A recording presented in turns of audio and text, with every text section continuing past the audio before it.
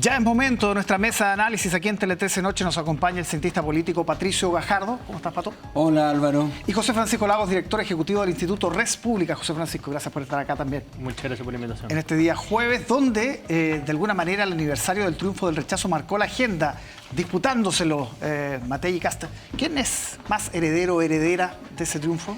Yo creo que ninguno de los dos. A ver.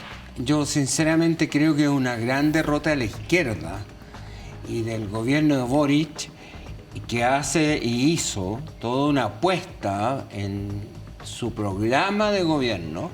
Incluso estuvo a la espera del plebiscito y del resultado del plebiscito. Por lo tanto, yo creo que más que analizar quién ganó, quién perdió, quiénes están dentro de la oposición, se pueden llevar a la casa la pelota del triunfo del 62%.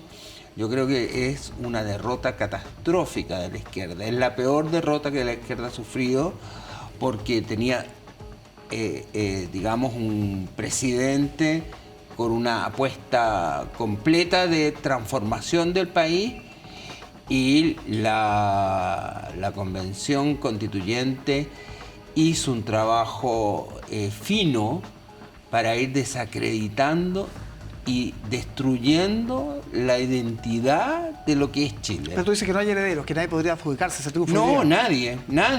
Pero Álvaro, si es imposible, ¿acaso hubo una organización de la oposición?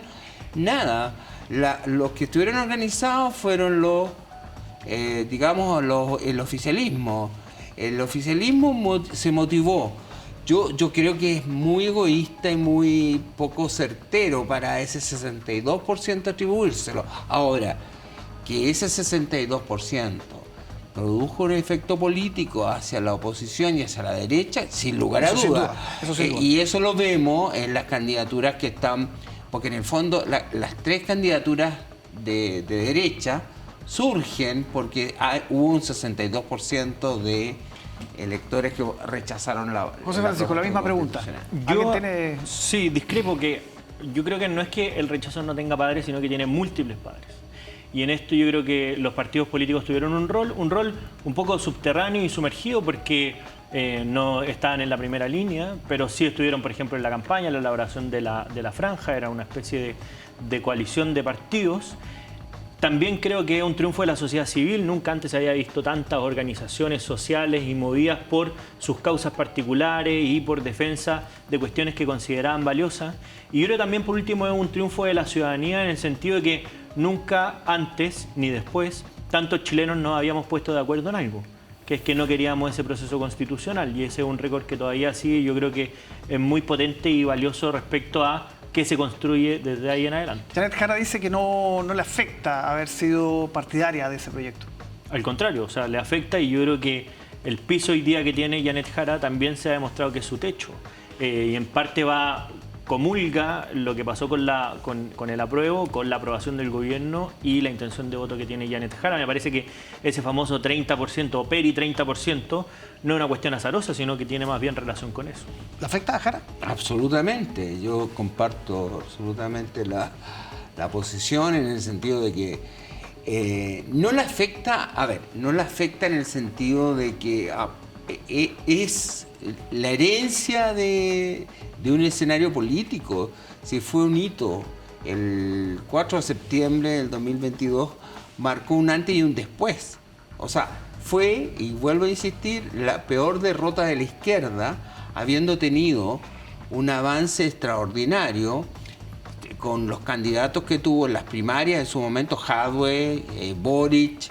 Después arrasó la convención misma, en la composición de la convención. Hubo 37 miembros de la convención que eran, entre comillas, de centro derecha. El resto, todos eran de izquierda y de izquierda dura.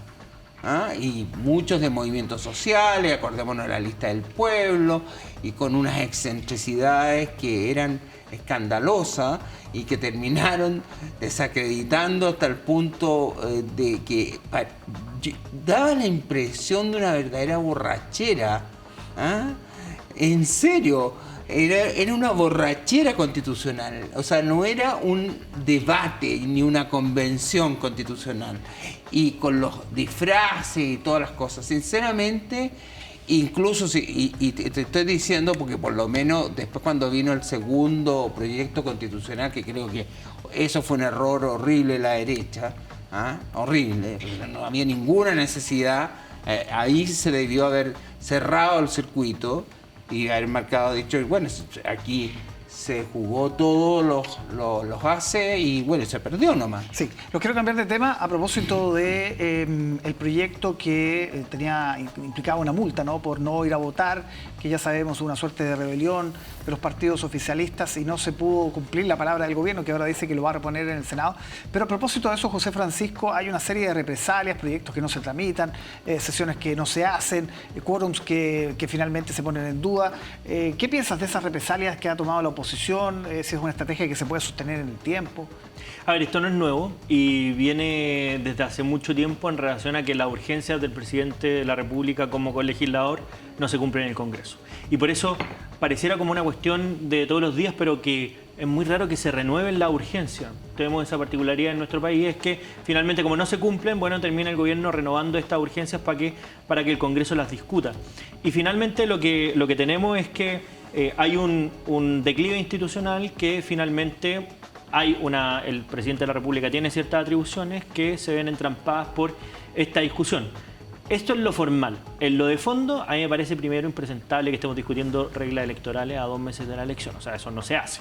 En ninguna parte del mundo no es serio, especialmente como no estamos siendo serios respecto a los chilenos. Y lo segundo, que me parece que esto todo se hace a 2 meses de la elección con un cálculo electoral. Incluso, como para ser sincero, desde el oficialismo y desde la oposición también. O sea, un compromiso acérrimo por el voto voluntario que descubrió el oficialismo que tenía y un compromiso acérrimo que tenía la oposición con el voto obligatorio. Pato, ¿qué piensas tú? Que además es inconstitucional. O sea, está establecido de que tiene que haber una multa. Por lo tanto, el Senado va a tener que reponer la multa. Ahí probablemente irá a comisión mixta, pero al final van a tener que resolver el tema. Ahora, comparto absolutamente con José Francisco que en el sentido de que no puede ser que en una elección presidencial y parlamentaria se esté discutiendo ahora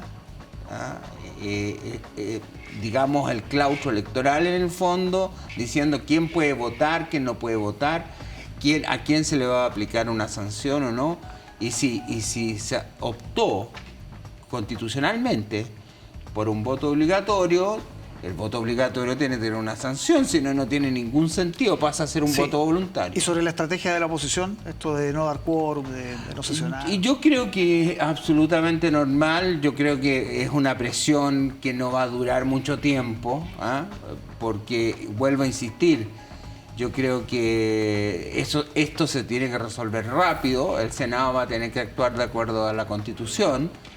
Creo que es un gallito absolutamente innecesario y que muestra una descoordinación y un tratar de, como dice muy bien José Francisco, a través de una calculadora electoral, ver qué es lo que me conviene a mí, entonces dejemos los extranjeros sin sanción para que voten lo menos posible, porque está medido por la universidad, por una universidad por lo menos midió eso, que efectivamente los extranjeros tienden a votar más por la derecha y que incluso el voto obligado, que eso es bien importante, si tú no aplicas la multa, el voto obligado vota más hacia la derecha que hacia la izquierda.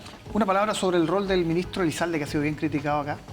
Es que yo creo que está en una posición imposible, porque defender la institucionalidad y decir que nos gusta la participación ciudadana, pero no hacer todas las cosas para que esa participación ciudadana aumente, o al menos como viene haciéndolo en los últimos años, termina siendo una encrucijada imposible de resolver, y en esto el ministro Elizalde tiene una de las responsabilidades más grandes junto a la ministra de las Express. Bien, José Francisco, Patricio, muchísimas gracias por estar con nosotros gusto, aquí como en siempre, 13 Noche, en la mesa de análisis.